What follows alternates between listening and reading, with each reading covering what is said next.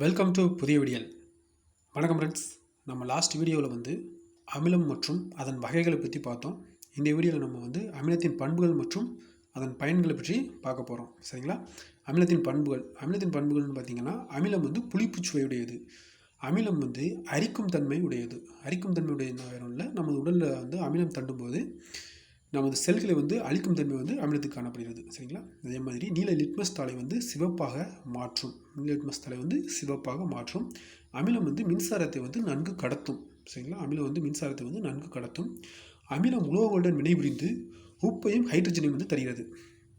உதாரணத்துக்கு பார்த்திங்கன்னா, ஜிங்குங்கிற உலோகத்தோட ஹைட்ரோக்ளோரிக் அமிலத்தை நம்ம சேர்க்கும்பொழுது ஜிங்க் குளோரைடுங்கிற உப்பையும் ஹைட்ரஜன் வாயுவையும் நமக்கு கொடுக்குது. சரிங்களா? இதில் அம்புக்குறி மேலே வாக்கு போட்டிருப்போம்.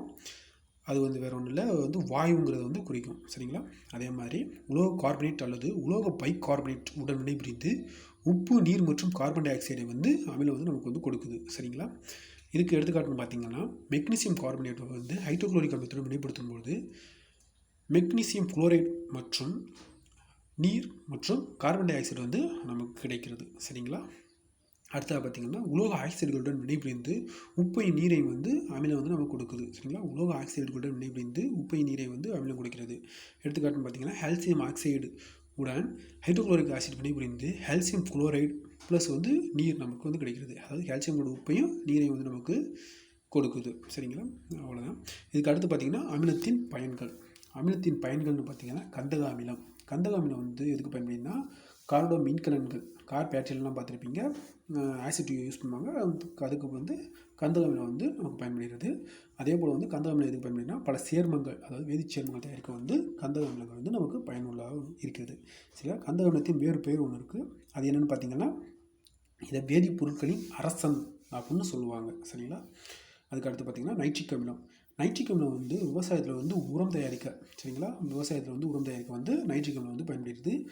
அதே போல் அமோனியம் நைட்ரேட் சேர்மம் தயாரிக்கவும் நைட்ரிக் அமிலம் பயனுள்ளதாக இருக்கிறது.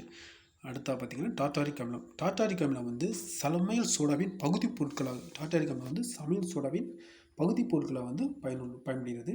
அதே மாதிரி பென்சாயிக் அமிலத்தில் உப்பு உணவுப் பொருட்களை பாதுகாக்க, பென்சாயிக் அமிலத்து உப்பு எது பயன்படுத்தினா உணவுப் பொருட்கள் பாதுகாக்க பயன்படுகிறது. சரிங்களா? கார்பானிக் அமிலம்.